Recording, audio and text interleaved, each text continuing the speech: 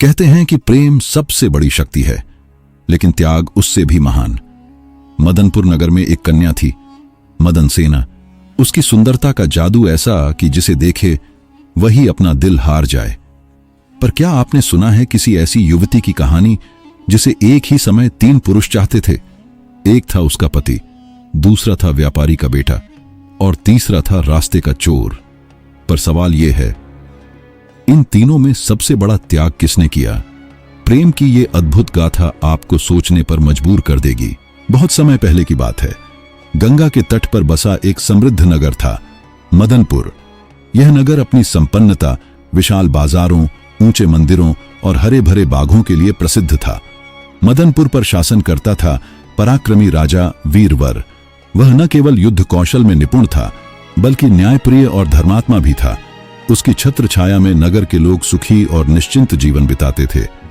इसी नगर में एक धनाढ्य वैश्य रहता था, नाम था हिरण्यदत्त।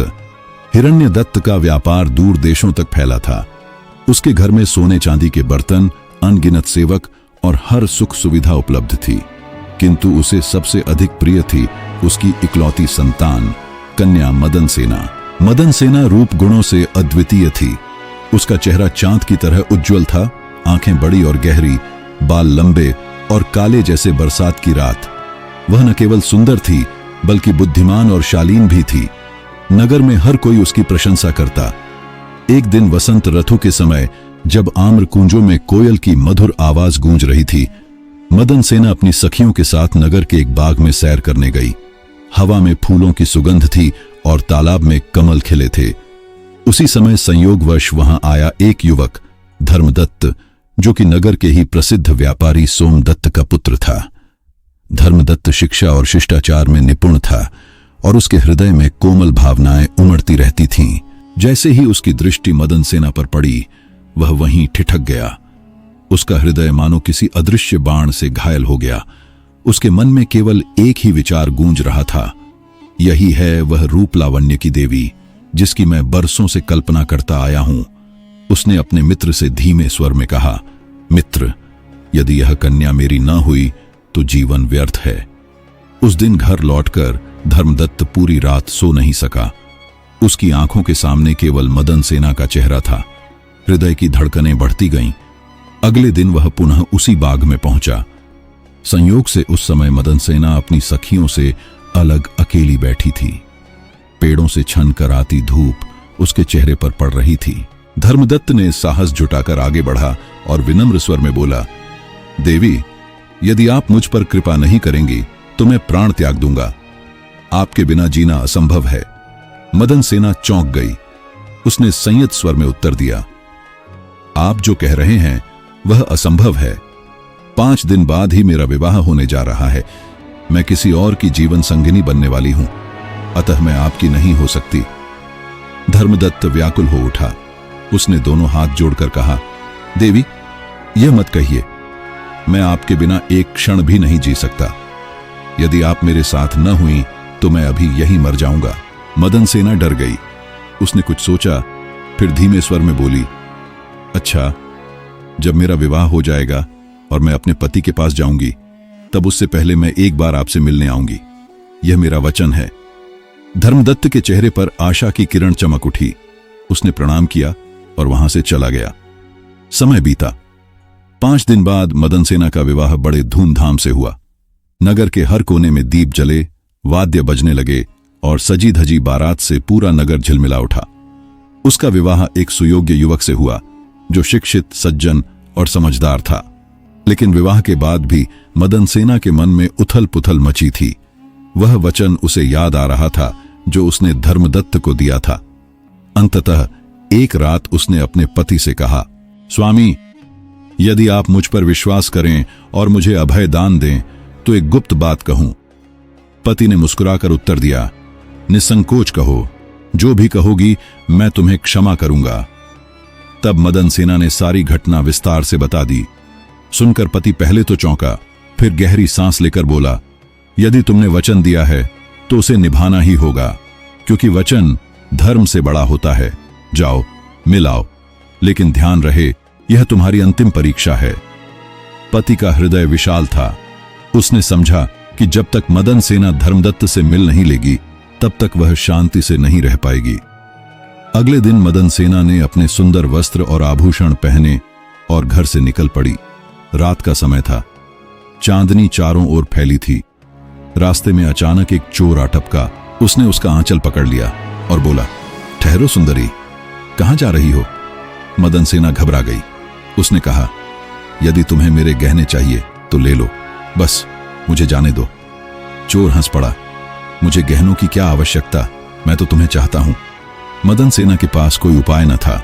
उसने सच्चाई बताई, सुनो, मैंने एक युवक से वचन लिया है कि विवाह के बाद उससे मिलूंगी। उसी वचन को निभाने जा रही हूं। जब मैं उससे मिलाऊंगी तब तुम्हारे पास लौट आऊंगी। चोर उसकी बात सुनकर आश्चर्यचकित हो गया। उसने सोचा, कैसी अजीब और सच्ची स्त्री है, अपने प्राणों के डर से भी अपने वचन से पीछे नहीं हटती। उसने उसका आंचल छोड़ दिया और बोला, जाओ, अपने वचन को पूरा करो, लौट कर आना, मैं यहीं प्रतीक्षा करूंगा। मदन सेना जब धर्मदत्त के पास पहुंची तो वह उसे देखकर अत्यंत प्रसन्न हुआ। उसने उत्साह से पूछा, प्रियतमा, तुम अपने पति से कैसे बचकर आई हो? मदन सेना ने सत्य कह दिया, मैंने अपने पति से सब बता दिया था। उन्होंने मुझे वचन निभाने की अनुमति दी।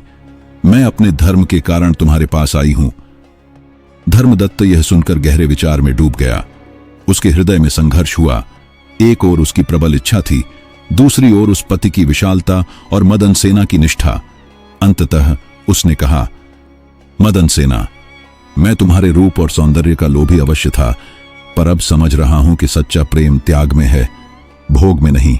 जाओ, अपने पति के पास लौट जाओ, तुम्हारा जीवन उसके साथ ही शुभ है।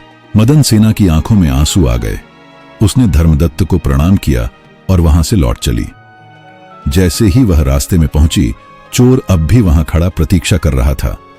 उसने पूछा, तो तुम लौट आई? उस युवक ने क्या किया? मदन सेना ने पूरी बात कह सुनाई। चोर गहरे विचार में पड़ गया। उसके हृदय में भी परिवर्तन हुआ। उसने सोचा, मैं तो एक चोर हूं जिसके बारे में किसी को कुछ पता नहीं। यदि चाहूं तो इसे अपने साथ ले जा सकता हूं, कोई मुझे दोष नहीं देगा।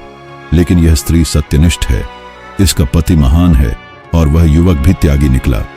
यदि मैं इसे जबरन रोक लूं तो यह सबसे बड़ा पाप होगा। चोर ने उसकी ओर देखा और बोला, जाओ देवी, अपने पति के पास लौट जाओ। मैं तुम्हें आशीर्वाद देता हूं कि तुम्हारा दाम्पत्य जीवन सुखी हो। यह कहकर उसने मदन सेना को सुरक्षित घर तक पहुंचा दिया और स्वयं अंधेरे में विलीन हो गया। मदन सेना जब अपने घर लौटी और पति को सब कुछ विस्तार से बताया तो पति अत्यंत प्रसन्न हुआ। उसने उसे गले लगाकर कहा, तुम्हारी सत्यनिष्ठा और पवित्रता पर मुझे गर्व है। अब कभी उदास मत होना, हम दोनों मिलकर जीवन को सुखमय बनाएंगे। पति पत्नी दोनों आनंदपूर्वक रहने लगे। इतना कहकर बेताल ने राजा विक्रम से पूछा, हे राजन, अब बताओ, मदन सेना का पति धर्मदत्त और वह चोर, इन तीनों में सबसे बड़ा त्याग किसका है?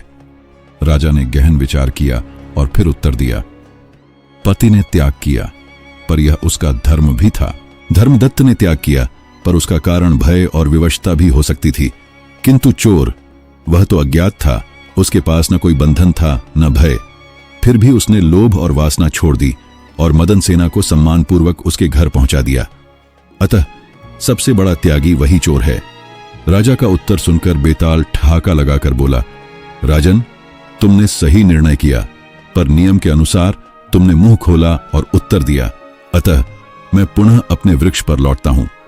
इतना कहकर वह राजा के कंधे से फिसलकर उड़ गया और फिर उसी पुराने बरगद के पेड़ पर लटक गया। राजा विक्रम ने गहरी सांस ली और दृढ़ कदमों से फिर उसकी ओर बढ़ा, क्योंकि उसे पता था जब तक सत्य और बुद्धि की परीक्षा शेष है तब तक उसका मार्ग भी शेष है। और बेताल को लेकर फिर चल दिया।